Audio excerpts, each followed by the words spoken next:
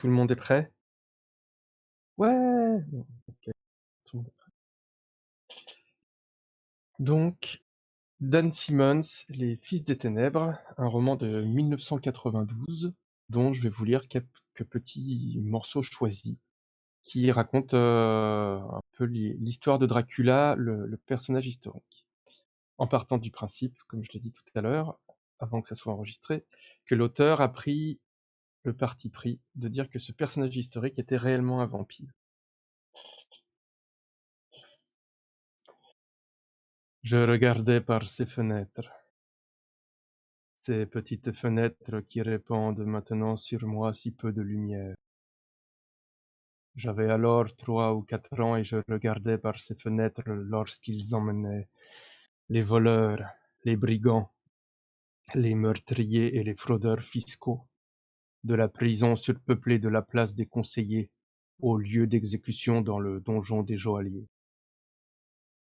Je me souviens du visage de ces prisonniers, de ces condamnés, pas lavés, les yeux cernés de rouge, les traits creusés, barbus et violents, jetant des regards désespérés alentour lorsqu'ils prenaient conscience qu'ils n'avaient plus que quelques minutes à vivre, avant que la corde leur serre le cou et que le bourreau les fasse tomber de la plateforme.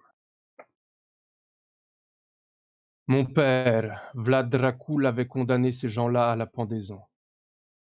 Ou plutôt, il avait confirmé la sentence d'un hanchement de tête ou d'un simple geste de la main. Père avait créé les lois qui condamnaient ces femmes, ces hommes, et il les faisait respecter. C'était Père qui avait plongé ces gens-là dans une si grande terreur. Père qui avait mandé sur la place ce battement palpable des ailes de la mort. Je me souviens d'être resté couché sur le lit, rouge de honte, à cause de cette étrange excitation, sentant mon cœur revenir lentement à la normale. Je me souviens d'être resté couché à penser, un jour, j'aurai ce pouvoir-là. Mes ennemis m'ont toujours sous-estimé, et ils l'ont chèrement payé. J'ai inauguré mon règne en août 1456, par la mise en scène de la cérémonie du sacre, dans la cathédrale de Tirgovist, la ville d'où mon père avait gouverné. J'inventais seul mon titre, prince Vlad, fils de Vlad le Grand, souverain de l'Ongro-Valachie et des duchés d'Amlas et de Fagaras. Après mon évasion et pour reconnaître les alliances que j'avais conclues avec les boyards de Transylvanie, on estima qu'il serait sage d'orchestrer le retour d'un Dracula sur le trône des Dracules. Tout d'abord, ma voix fut douce, conciliatrice. Dans une lettre que j'écrivis au maire et aux conseillers de Brassov, un mois après mon accession au trône de Valachie, j'utilisais mon meilleur latin de cour pour m'adresser à eux en ces termes. Honesti viri, fratres, amici en vicini nostri sinceri. Homme honnête, frère, ami et sincère voisin. 2 ans plus tard, la plupart de ces gras bourgeois se tortilleraient sur les pieux où je les aurais moi-même empalés. Je me souviens avec une joie que même les océans du temps n'ont pu estomper, que le dimanche de Pâques 1457, j'invitais les boyards, ces nobles couples qui pensaient que je régnais grâce à leur bon plaisir, à un grand festin. Après la messe pascale, les invités se rendirent à la grande salle du banquet et dans les cours, où de longues tables chargées des mets les plus délicieux avaient été dressées pour ces gentilshommes et leurs familles. Je les laissai terminer leur repas, puis j'apparus à cheval, en compagnie d'une centaine de mes soldats les plus fidèles. C'était un beau jour de printemps, plus chaud qu'à l'ordinaire. Le ciel était d'un bleu profond, terrible. Je me souviens que les boyards m'acclamèrent d'admiration, leurs dames agitèrent leurs mouchoirs de dentelle. Leurs enfants se hissèrent sur les épaules de leur père pour mieux voir leur bienfaiteur.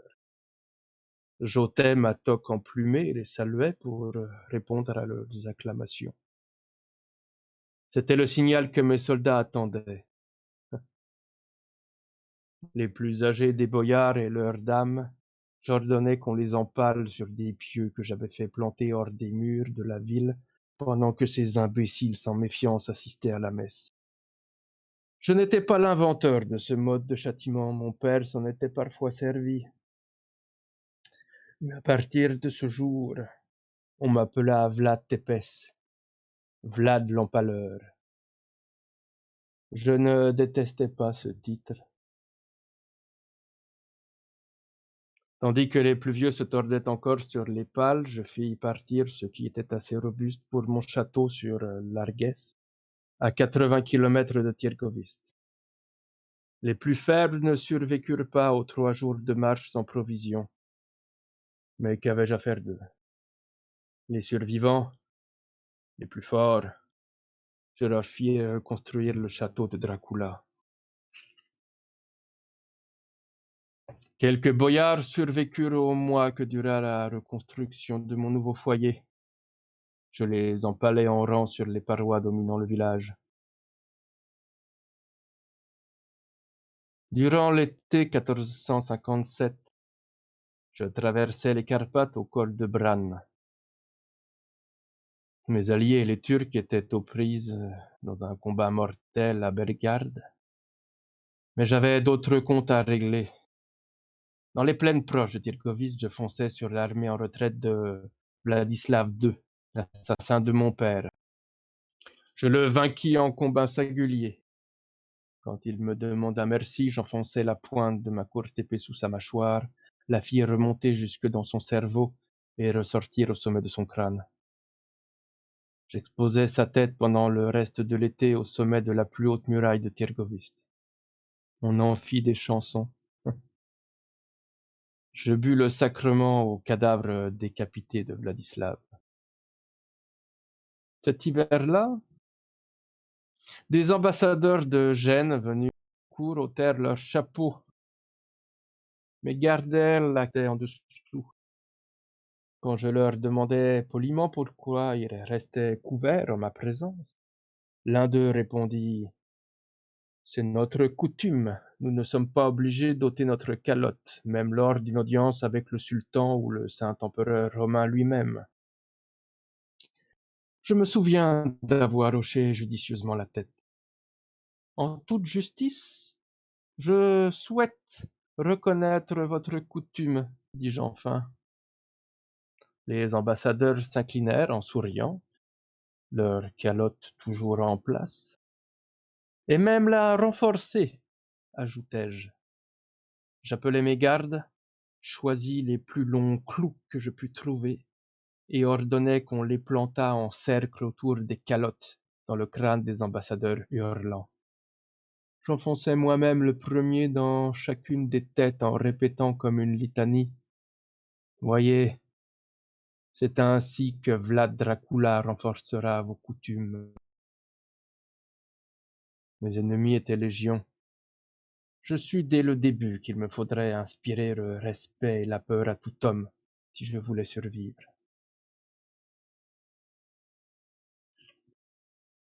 Ma vie, maintenant, n'est plus faite que de rêves et de chuchotements. Je rêve de jours et d'ennemis depuis longtemps disparus, de chuchotements dans le couloir, dans les escaliers, dans ma chambre même, comme si je n'étais plus qu'un cadavre. Je commence à croire qu'il m'est impossible de mourir.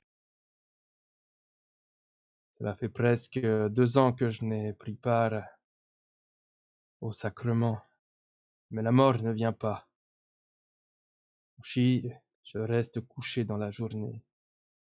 La nuit, je me lève et marche dans ma chambre, parcours les couloirs de cette vieille maison et regarde par les fenêtres comme lorsque j'étais un bambin. Mes muscles ne sont pas complètement atrophiés, mais je commence à croire que la grande punition que Dieu m'inflige, c'est ce refus de me laisser mourir. Il y a des siècles, quand j'étais jeune, la possibilité de damnation éternelle me réveillait couvert d'une sueur froide, aux heures de faiblesse, de ténèbres du petit matin. Maintenant, la pensée de l'éternelle punition, c'est le simple fait d'être condamné à vivre pour toujours. Mais dans la journée, je sommeille, pendant que je suis étendu là, pas vraiment éveillé, ni vraiment endormi, ni mort, ni agissant parmi les vivants. Je rêve mes souvenirs.